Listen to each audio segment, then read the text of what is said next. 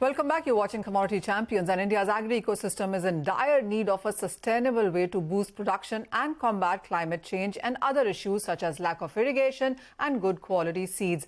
But is agri-tech the solution? How will it boost crop quality and production? I am in conversation with AgriBazaar's Managing Director and co-founder Amit Mundawala, and Karthik Jayaraman is MD Wakeful Foods. Also with us is co-founder of Unnati, Amit Sinha. You know, one of the bigger questions really is that when we talk about agri-tech, it also is a global comparison where you have large corporations and larger fields, while in the Indian markets, we deal with fragmented fields, smaller farmers, and also intermediaries on top of that. Karthik, how are you looking at this comparison, and how much time do you foresee before the agri-tech in India can make definite inroads? I think, Manisha, you've touched upon an important point. Across the world, you find consolidated land holdings and consolidated customers. Consequently, the supply chains are relatively short and devoid of intermediaries. India's story is different. You need the intermediation in order to aggregate from fragmented supply and aggregate it from fragmented demand. Today, that intermediation is possible digitally rather than through physical intermediaries. And we're starting to see the evolution of an organized supply chain with fewer steps, using technology, because technology enables aggregation, it enables disaggregation, and it enables better planning. And I expect to see that there'll be hundreds of organized players connecting farm output to retail points. I equally expect hundreds of organized distributors moving inputs from input producers to farmers. I believe this will be the first phase of agri-tech absorption in the Indian food and agri space. The second phase will be directly connected to making agriculture climate resilient. The dependence on India of the world for food is increasing. At the same time, the uncertainty of production in India of food is also increasing because we face the impact of climate change, even though we are not the cause of it. Therefore, a lot of climate resilient technology and climate adaptation technologies, such as better prediction of weather, better prediction of diseases due to weather shifts, better quality seeds, and better quality natural inputs will be a major focus area, which will be the wave 2 of agri-tech adoption. The third wave will really be around precision agriculture, more of indoor farming, and alternative meats, which is currently what is the first wave in the West, will come to us in the third wave and not immediately. So this is how I see tech being absorbed in India, because first we have to solve for the basics. Second, we have to solve for what's urgent, which is climate adaptation. And third, we should solve for what's good to have. Oh, yes, absolutely. Very well put. Agri as climate resilient and precision agriculture is something that has been a conversation for some time, but you've really put it in 1, 2, 3, and that perhaps is how it's going to play out as well. Mr. Mundawala, what is it that you see going forward as the need of the hour? How are you as a company working towards it?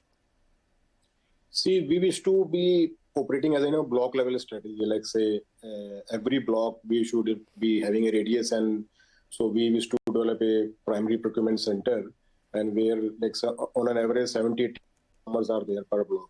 So if you have a correct database, then each and every farmer can be connected digitally. And if you solve the problem of when to sow or what to sow, that the climate can be synced together, and then we focus on increasing their yield through continuous advisory and helping them in getting the best of the agri inputs. And then the moment crop is ready, so when to sell is the again main point, where if the prices are not optimum that time, so we help them to store the commodity and get them commodity finance, and then gradually whenever the market is up to sell, then we help them to get buyer online or our e-market. So Star Agri and AgriBazaar wish to be a full stack platform, pre-sowing till the commodity disposed. We are trying to do each and every activity, which again at both ways, where at first step we are getting revenue of every step in a very minor way, and that doesn't pitch the buyer of that service particularly, and on a company whole itself. So our margins are good because we are into all the activities. So it's a win-win for both the parts. And as far as agri-tech in India is concerned, due to this fragment land and small farmer holding, if you have done the POCs and if you are through with India, then it can be implemented globally anywhere. Like say we are trying to set up things in Africa region also right now. All right. Well, yes, there's so much to do right now, and as much time as they keep saying. Mr. Sinha, this one is to you. What is it that you would look from government as a policy right now? I mean, as Mr. Mundawala keeps saying, that it is all about the database right now, and that is when you will start connecting the dots. So definitely that is there. And as I was saying, what we expect the government is to build on the infrastructure at the backbone of the whole thing. So for example, the data for the farmers in various forms does exist across different sort of departments or different, maybe some in states, some in central government. Like there was a whole scheme of soil testing data and stuff which had virtually mapped every or the majority of the farms along with what the soil quality is and stuff. Now, what we can potentially do and which will make the job of people like us very easy and much and help us take the best of digital technology back to the farmer in the most efficient way is to go ahead and open up those data sets, obviously in a controlled manner because there would be definitely a lot of sort of sensitivity around the data. But then there can be ways, just like we have done in payments and we have done the whole Jam Trinity, we have opened up the data sets in a way that newer solutions can be built on top of that. Now that is something that would really accelerate the pace of deployment of technology in this segment.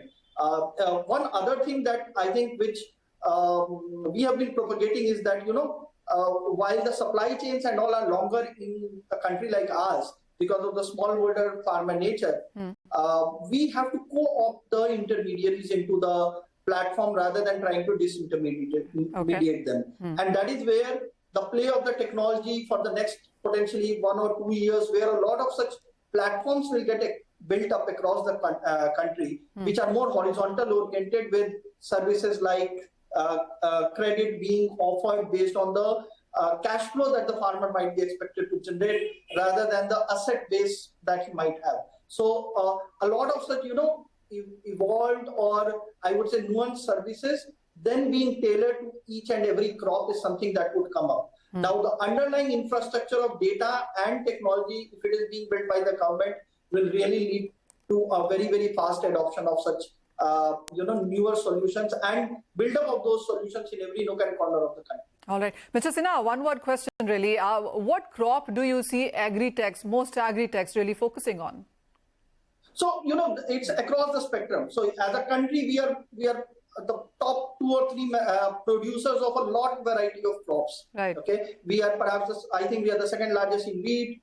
Paddy is a major crop. And there are different agri-tech players focusing on different crops. Okay. So for example, and each of these crop value chains are very unique. You know, a vegetable value chain is very different from a fruit value chain and from a wheat value chain versus a paddy value chain. Now, the solutions that we need to build up and which will be at the end of the adopted will have to sort of cater to each and every value chain in its entirety rather than trying to, again, I would come back to the same sort of solution being tried to be retrofitted into every segment. Right. So you will see that every agri-tech player would have a focus on a few crops or maybe on a not more than 3 or 4 or 5 crops because the value chains are different and the approach to solving the problems in that value chain has to be very different from the other crop value chain. So to that extent, and that's where it's a huge market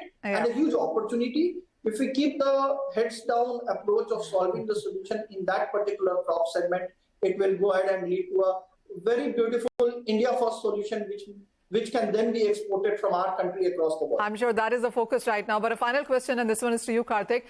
So when we talk about commodities and many of these essential commodities, and whether it's fruits and vegetable, because all inflation, all farmer-centric stuff comes out of this, are agri-techs also working with the government? Since, as Mr. Sinha spoke about, it's about wheat, it's about essential commodities. How much are you in touch with the policymakers? We work closely with the governments, both central and state, for multiple initiatives. One recent initiative, for example, is with the guidance of the UP government. We were, for example, able to grow higher quality potato in UP and get it exported to geographies such as Malaysia as well as the Middle East. This increases farmer income and it also improves the profitability of the entire value chain. It also encourages the introduction of newer varieties of products into the agri supply chain. Similarly, there are initiatives where we are working to reduce food miles. why not grow where closer to the point of consumption rather than transport product more than 1,000 kilometers and thus creating carbon emissions and adding cost. So the third is, of course, introduction of FPOs, creation of FPOs and organization of agriculture. So these are the types of initiatives that we work closely with multiple state governments as well as the center. Okay. So a lot of work being done, and on top of that, it's about the agriculture, which is climate resilient, precision agriculture, database availability is a big one, and infrastructure that can be created around agriculture and weather being taken into consideration, of course, with state governments, as all of you mentioned. Gentlemen, thank you so much for joining us, and that was a very enlightening conversation, by the way. But with that, it's a wrap on this edition of Commodity Champion. News continues on CNBC TV 18 on the other side.